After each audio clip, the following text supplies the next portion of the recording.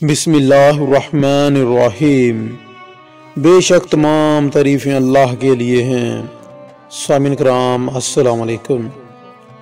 ملکہ نور جہاں یہ مغلیہ سلطنت کے چوتھے بادشاہ جہانگیر کی بہت چہیتی بیوی تھی۔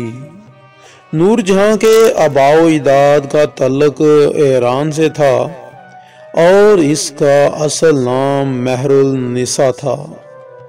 مہر النساء کے والد غیاث الدین کو بادشاہ اکبر کے دربار میں ملازمت مل گئی تھی اور غیاث الدین وہاں ملازمت کرتے ہوئے ترقی کرتے کرتے 3000 منصب پر پہنچ گیا تھا۔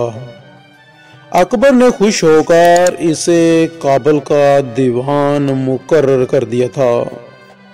سامعین کرام، مزید ویڈیو میں آگے بڑھنے سے پہلے میں اپنے سامعین کرام سے گزارش کروں گا کہ جن لوگوں نے ہمارے اس چینل کو ابھی تک سبسکرائب نہیں کیا ہے وہ مزید تاریخی اسلامی واقعات سے متعلق ویڈیوز دیکھنے کے لیے ہمارے چینل کو سبسکرائب کر کے ساتھ موجود گھنٹی کے نشان کو دبا دیں تاکہ آپ لوگوں کو ہماری ویڈیوز ملتی رہیں۔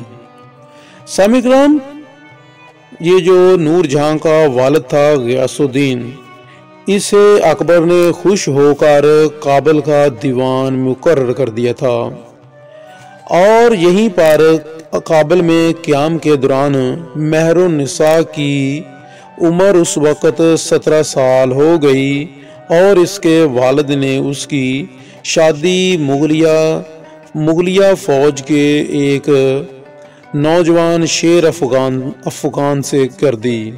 شیر افغان بنگال میں ایک جھڑپ کے دوران قتل ہو گیا۔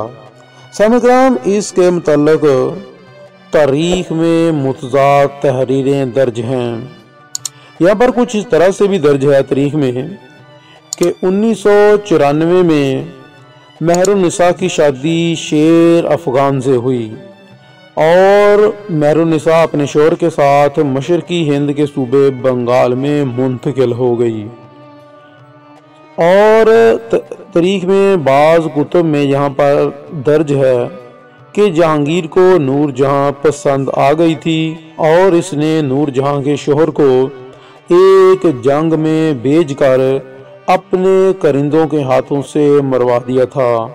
اس کے ساتھ ہمیں اور بھی روایات ملتی ہیں تاریخ کی کتب میں کہ ان کے شوہر جہانگیر کے خلاف سازش میں شامل ہونے کا شبہ پیدا ہوا تھا تو بادشاہ نے بنگال کے گورنر کو اپنے دربار آگرہ میں پیش کرنے کا حکم دیا اس کے شوہر شیر افغان کو، لیکن نور جہان کا شوہر گورنر کے آدمیوں کے ساتھ وہاں پر تصادم میں ہی مارا گیا۔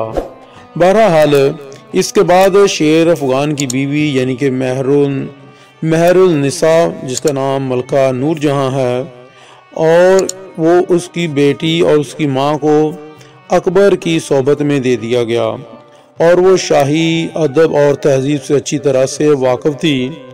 1611 عیسوی میں جہانگیر کی مہر النساء پر نظر پڑی ایک تقریب کے دوران، اور ان دنوں سامعین کرام جہانگیر اپنی بیوی مان بائی کی وفات کے بعد تنہا تھا اور وہ ایک بہترین رفیق حیات کی تلاش میں بھی تھا، اور جہانگیر نے وہاں پر مہر النساء کو دیکھا تو اس نے اس کا انتخاب موزن سمجھا اور اسے نکاح کا پیغام بھیجا۔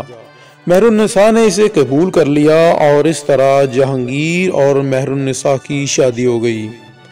جہانگیر نے مہر النساء کو نور محل کا خطاب دیا اور کچھ روایت میں ہے، کچھ تاریخ کی کتب میں ہے کہ یہی نور محل آگے کچھ عرصے بعد اس کو نور جہاں کا نام دے دیا گیا۔ اکبر کی بیوی کے بعد یعنی کہ جہانگیر کی والدہ کے انتقال کے بعد حرم میں جو شاہی حرم تھا اس میں سب سے زیادہ با اثر خاتون اگر کوئی تھی تو وہ نور جہاں ہی تھی، یعنی کہ مہر النساء تھیں۔ نور جہاں اپنی غیر معمولی قابلیت کی وجہ سے اس کے اندر اتنی قابلیت تھی کہ اس نے اپنی قابلیت کی بل بوتے پر اپنی ایک الگ سے شناخت بنا لی تھی۔ وہ جہانگیر کے ساتھ تمام تر سرگرمیوں میں برابر حصہ لیتی تھی۔ ان سرگرمیوں کا ذکر بھی انشاءاللہ ہم اپنی پھر کسی دوسری ویڈیو میں یا کل کی ویڈیو میں شیئر کریں گے۔ سامعین کرام، دونوں کے درمیان ذوق اور دلچسپی کے معاملے میں کافی حد تک مطابقت پائی جاتی تھی جہانگیر کے اور مہر النساء دونوں میں۔ یہی وجہ ہے کہ اس نے جہانگیر کو غیر معمولی طور پر متاثر کیا۔ جہانگیر آہستہ آہستہ مکمل طور پر اس کے زیر اثر ہو گیا تھا۔ جہانگیر کی خراب صحت کی بنا پر نور جہاں نے امور سلطنت میں بھی دلچسپی لینا شروع کر دی اور وہاں پر اس نے حصہ لینا شروع کر دیا، اور آہستہ آہستہ اس نے حکومتی معاملات پر اپنی گرفت کو مضبوط کر لیا، جہاں تک کہ جہانگیر کے آخری دور میں آخری دنوں میں اکثر شاہی احکامات اور جو فرامین کا اجرا ہوتا تھا وہ نور جہاں کی مشاورت سے ہوا کرتا تھا۔ 1645 عیسوی میں نور جہاں کا انتقال ہوا تھا اور اسے لاہور میں شدرہ میں دفن کیا گیا تھا۔ سامعین کرام، مزید انشاءاللہ ہم کل کی ویڈیو میں شیئر کریں گے کہ نور جہاں اور جہانگیر کے دور میں کچھ ایسے کام جو ان دونوں نے مل کر کیے۔